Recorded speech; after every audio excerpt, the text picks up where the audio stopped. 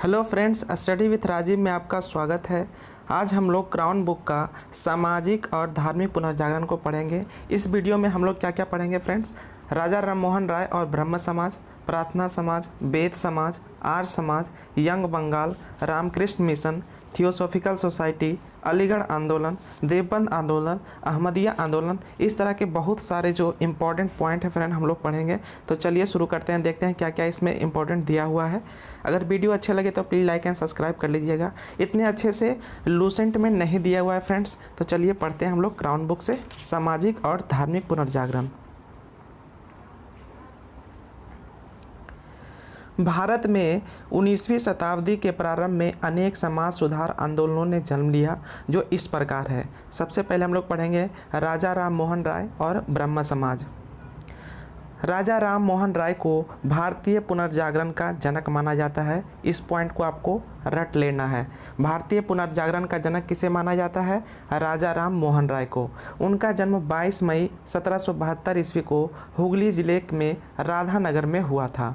राजा राम मोहन राय का जन्म 22 मई को 1772 ईस्वी में हुगली के जिले के राधानगर में हुआ था। वे अरबी, अंग्रेजी, ग्रीक, फ्रेंच, जर्मन, फारसी, संस्कृत, लैटिन एवं हिब्रू के ज्ञाता थे। इतने भाषा वे जानते थे। 1809 ईस्वी में उन्होंने एकेश्वरवादियों को उपहार नामक पुस्तक लिखी। तुहफात उल मुवाहिदीन, ये पुस्तक किसके द्वारा लिखा गया है? राजा राम मोहन राय के द्वारा लिखा गया है। 1814-15 में उन्होंने आत्मीय सभा एवं 1816 ईस्वी में वेदांत सोसाइटी की स्थापना की। 1820 ईस्वी में उन्होंने प्रिसेप्ट्स ऑफ जीएस नामक पुस्तक लिखी। जितने भी पॉइंट हैं फ्रेंड्स सभी के सभी इम्पोर्टेंट है। ये सब आपको जरूर एग्जाम में देखने को मिलता होगा। आत्मीय सभा की स्थापना किसके द्वारा किया गया था? राजा राम मोहन राय के द्वारा 1814-15 ईस्वी में। वेदांत सोसाइटी की स्थापना किसके द्वारा किया गया था? राजा राम मोहन राय के द्वारा 1816 ईस्वी में। प्रिसेप्ट्स ऑफ जीसस नामक पुस्तक किसके द्वारा लिखा गया है? राजा राम मोहन राय के द्वारा 1820 ईस्वी में। ये वीडियो बस रिवीजन के पर्पस से बना रहे हैं फ्रेंड्स। तो चलिए आगे पढ़ते हैं। राजा राम मोहन राय डेविड हेयर की सहायता से कलकत्ता में हिंदू कॉलेज की स्थापना की। हिंदू कॉलेज की स्थापना कलकत्ता में राजा राम मोहन राय ने किसकी सहायता से किया था? डेविड हेयर की सहायता से। राजा राम मोहन राय ने बांग्ला भाषा में संवाद कौमुदी एवं फारसी भाषा में मिरातुल अखबार का प्रकाशन किया। इम्पॉर्टेंट है, इसको एकदम याद रखना आपको। संवाद कौमुदी एवं मिरातुल अखबार का प्रकाशन किसके द्वारा किया गया था? राजा राम मोहन राय के द्वारा। संवाद कौमुदी किस भाषा में था? बांग्ला भाषा में। और मिरातुल अखबार किस भाषा में था? फारसी भाषा में था। 20 अगस्त 1828 ईस्वी को उन्होंने ब्रह्म समाज की स्थापना की। ये भी इम्पोर्टेंट है, याद रखिएगा। ब्रह्म समाज की स्थापना किसके द्वारा किया गया था? राजा राम मोहन राय के द्वारा। कब किया गया था? 20 अगस्त 1828 ईस्वी को, जिसे बाद में ब्रह्म समाज कहा गया। उसके बाद आगे पढ़ते हैं हम लोग। मुगल सम्राट अकबर द्वितीय ने उन्हें राजा की उपाधि दी थी। राजा राम मोहन राय को राजा की उपाधि किसने दिया था? मुगल सम्राट अकबर द्वितीय ने दिया था। और अपने दूत के रूप में तत्कालीन ब्रिटिश सम्राट विलियम चतुर्थ के दरबार में भेजा था। यहीं पर ब्रिस्टल में 27 सितंबर 1833 को उनकी मृत्यु हो गई। राजा राम मोहन राय की मृत्यु कब हुई थी? 27 सितंबर 1833 ईस्वी को ब्रिस्टल में हुआ था। उनकी मृत्यु के बाद देवेंद्र नाथ टैगोर ने ब्रह्म समाज की गतिविधियों को जारी रखा और तत्वबोधिनी सभा की स्थापना 1839 ईस्वी में किया। याद रखिएगा, तत्वबोधिनी सभा की स्थापना किसके द्वारा किया गया था? देवेंद्र नाथ टैगोर के द्वारा 1839 ईस्वी में किया गया था। 1865 ईस्वी में ब्रह्म समाज का विभाजन आदि ब्रह्म समाज, जिसके प्रमुख कौन हुए? देवेंद्र नाथ टैगोर थे, और केशव चंद्र सेन के नेतृत्व में ब्रह्म समाज ऑफ इंडिया बना। याद रखिएगा, ब्रह्म समाज का विभाजन कब हुआ था? 1865 ईस्वी में। आदि ब्रह्म समाज और ब्रह्म समाज ऑफ इंडिया बना था। आदि ब्रह्म समाज के प्रमुख कौन हुए? देवेंद्र नाथ थे, और ब्रह्म समाज ऑफ इंडिया के प्रमुख कौन थे? केशव चंद्र सेन थे। 1878 ईस्वी में केशव चंद्र के ब्रह्म समाज ऑफ इंडिया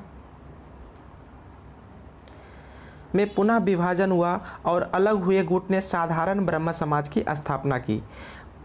अब हम लोग पढ़ते हैं प्रार्थना समाज। ये भी इम्पोर्टेंट है। जितने हैं फ्रेंड्स इसमें इस बुक में जितने अच्छा से दिया हुआ है लूसेंट में नहीं दिया हुआ है।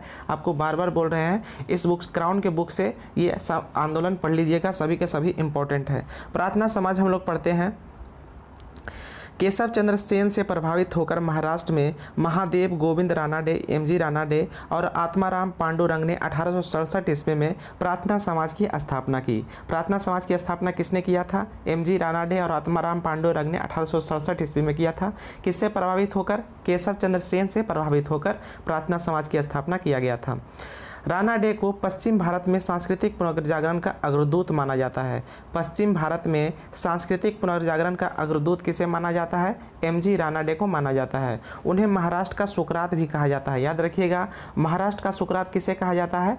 एमजी रानाडे को माना जाता है। प्रार्थना समाज में बस इतना आपको याद रखना है। अब आगे पढ़ते हैं हम लोग वेद समाज।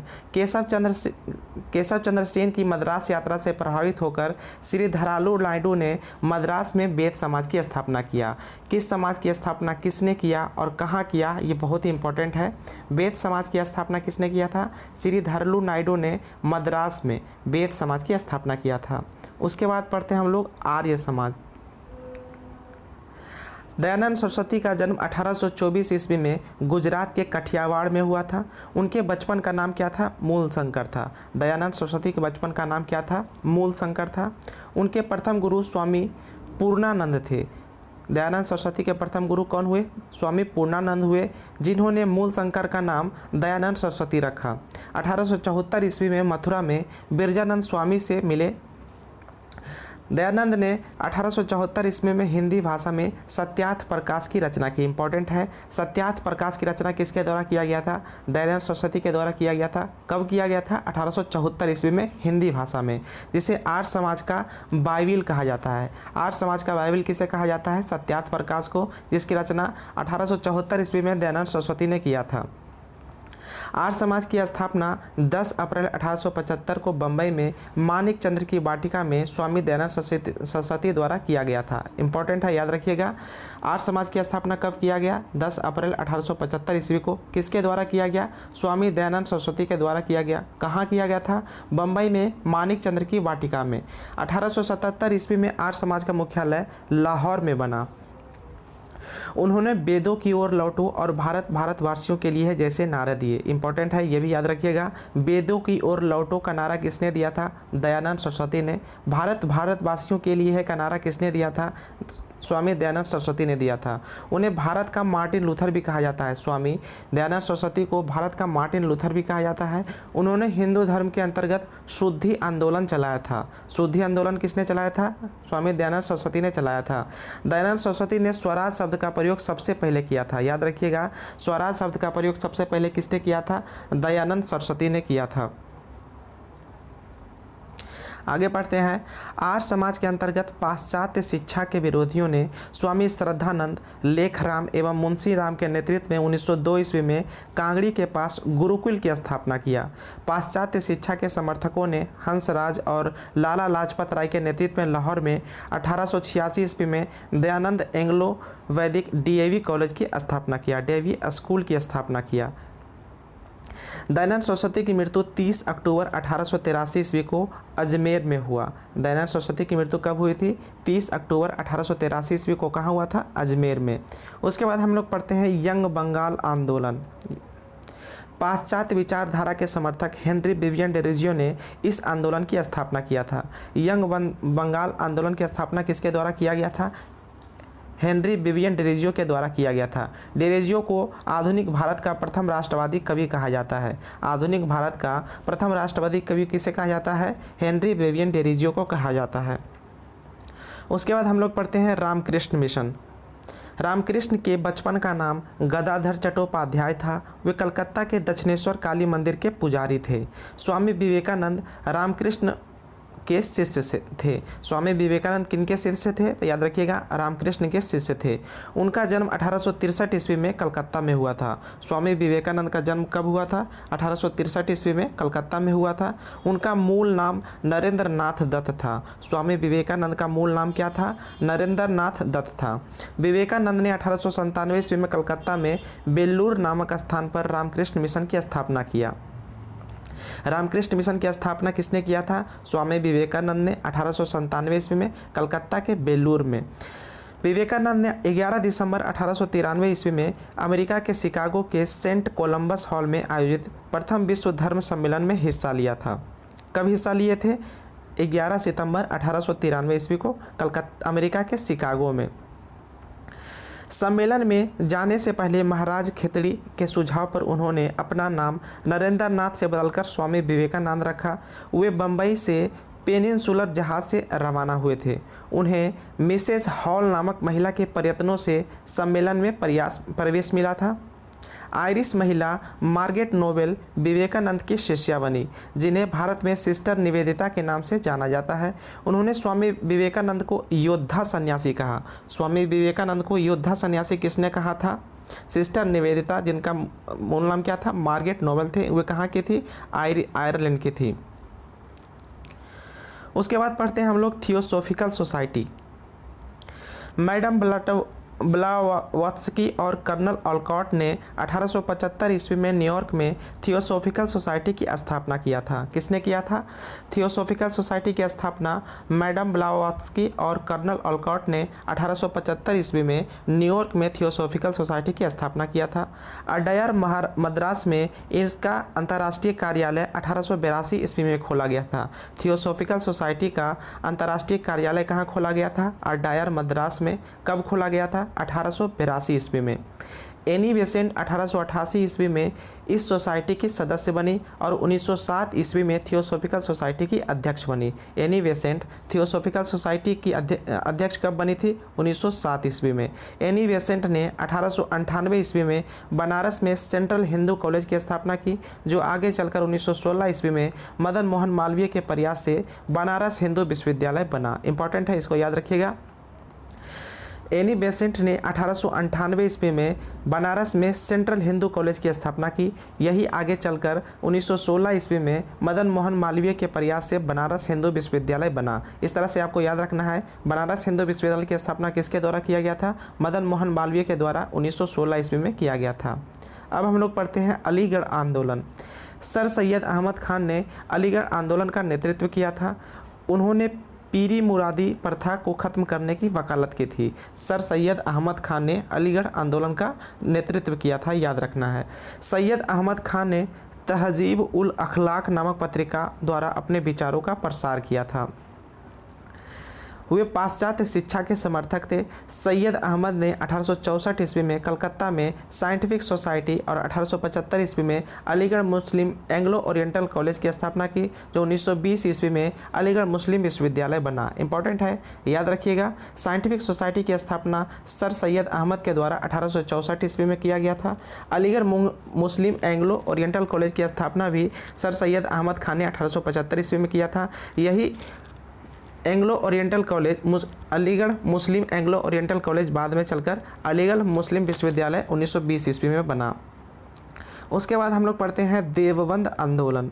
देवबंद आंदोलन की स्थापना मोहम्मद कासिम नैनोतवी एवं रशीद अहमद गंगोही ने 1866 ईस्वी में उत्तर प्रदेश के सहारनपुर जिले के देवबंद नामक स्थान पर किया था। देवबंद आंदोलन की स्थापना किसके द्वारा किया गया था? मोहम्मद कासिम नैनोतवी एवं रशीद अहमद गंगोही के द्वारा 1866 ईस्वी में उत्तर प्रदेश के सहारनपुर जिले के देवबंद नामक स्थान में किया गया था। इस आंदोलन का प्रमुख उद्देश्य क्या था? कुरान एवं हदीस की शिक्षाओं का मुसलमान में प्रसार करते हुए विदेशी शासकों के विरुद्ध बगावत जारी रखना इसका प्रमुख उद्देश्य था। उसके बाद अहमदिया आंदोलन हुआ। अहमदिया आंदोलन की स्थापना 1889 ईस्वी में मिर्ज़ा गुलाम अहमद ने किया था। अहमदिया आंदोलन की शुरुआत गुरदासपुर जिले के कादियान नामक स्थान से हुआ, इसलिए इसे कादियानी आंदोलन भी कहा जाता है। अहमदिया आंदोलन को कादियानी आंदोलन भी कहा जाता है। उसके बाद हम लोग कुछ प्रमुख सामाजिक धार्मिक सुधार आंदोलन को देखते हैं। इसकी स्थापना कहाँ और किसने किया था? ये सब एक बार में याद नहीं होगा फ्रेंड्स, इसको बार बार देखना होगा तभी याद होगा। धर्म सभा संगठन की स्थापना बंगाल में 1830 ईस्वी में राधाकांत देव ने किए थे। धर्म सभा का क्या था कि ये सती प्रथा का समर्थन करते थे। धर्म सभा जो थे ये सती प्रथा का समर्थन करते थे। राधा स्वामी सत्संग की स्थापना आगरा के दयाल बाग में 1861 ईस्वी में किया गया था, जिसके संस्थापक कौन हुए? शिव दयाल साहब एवं तुलसीराम। शिव दयाल साहब का ही अन्य नाम क्या था? तुलसीराम था। राधा स्वामी सत्संग, ये बहुत बार पूछा गया है।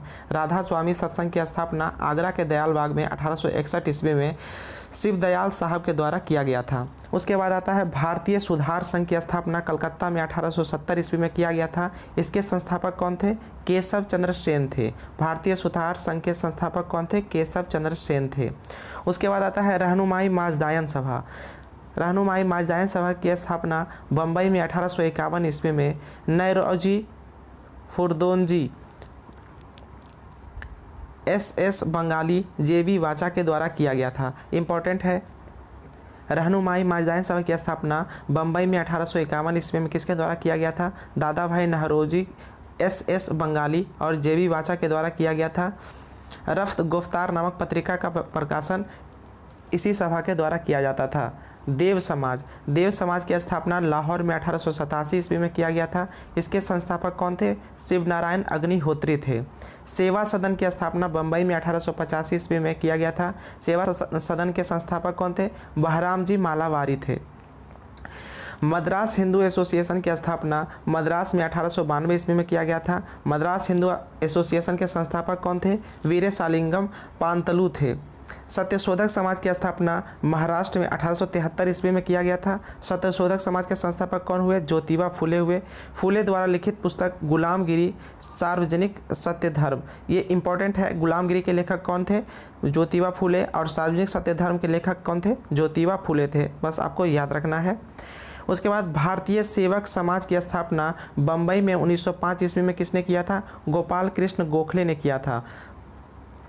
डिप्रेस्ड क्लास मिशन सोसाइटी की स्थापना बम्बई में 1906 ईस्वी में V.R. शिंदे के द्वारा किया गया। डिप्रेस्ड क्लास मिशन सोसाइटी की स्थापना बम्बई में 1906 ईस्वी में V.R. शिंदे के द्वारा किया गया था। जस्टिस पार्टी की स्थापना मद्रास में 1916-17 ईस्वी में किसने किया था? C.N. मुदालियर, T.M. नायर और P. त्यागराज के द्वारा किया गया था। जस्टिस पार्टी के संस्थापक कौन थे? C.N. मुदालियर, T.M. नायर और P. त्यागराज थे।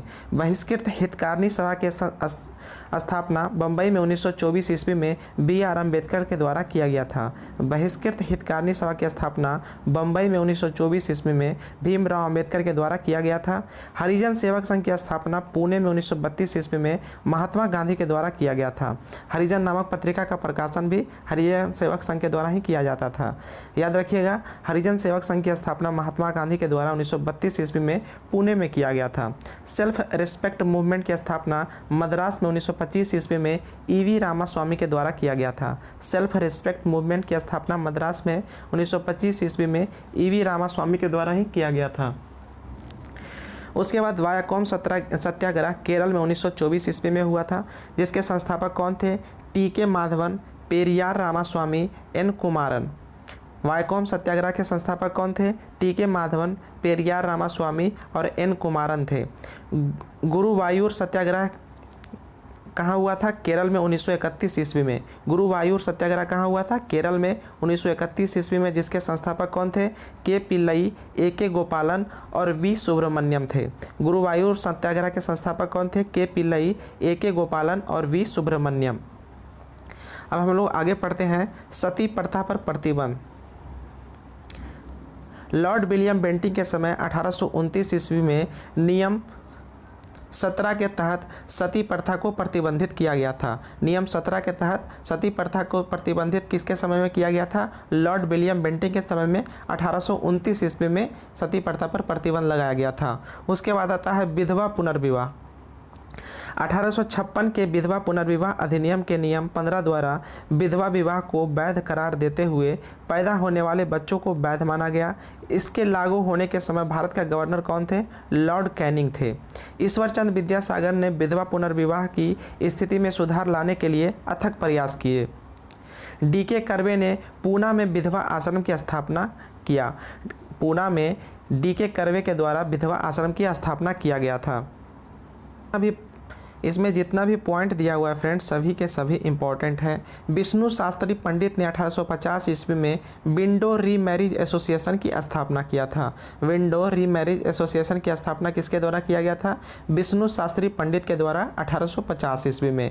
उसके बाद आता है शिशु वध प्रतिबंध। शिशु वध पर प्रतिबंध governor general sir John Shore ने 1795 ईस्वी के बंगाल नियम 21 एवं 1802 के नियम 45 द्वारा इस प्रथा को समाप्त करने का प्रयास किया था। शिशु हत्या पर प्रतिबंध किसने लगाया था? सर जॉन सॉर ने 1795 ईस्वी में। किस नियम के तहत? बंगाल नियम 21 एवं 1802 के नियम 45 के द्वारा। उसके बाद आता है native marriage act. Native marriage act 1872 के इस एक्ट द्वारा अंतर्जातीय विवाह को मान्यता प्रदान की गई। यह गवर्नर जनरल नॉर्थब्रुक के समय में हुआ था। याद रखिएगा, नेटिव मैरिज एक्ट किसके समय में आया था? गवर्नर जनरल नॉर्थब्रुक के समय में आया था। कब आया था? 1872 ईस्वी में। उसके बाद आता है age of consent act 1891। Age of consent act 1891। इस अधिनियम के द्वारा 12 वर्ष से कम आयु की बालिकाओं को विवाह को प्रतिबंधित किया गया था। एज ऑफ कंसेंट एक्ट 1891 के तहत 12 वर्ष से कम की आयु की बालिकाओं को विवाह पर प्रतिबंध लगा दिया गया था। एज ऑफ कंसेंट एक्ट किसके समय में आया था? लैंसडाउन के समय में आया था। यह अधिनियम बहराम जी मालावारी के प्रयास से पारित किया गया।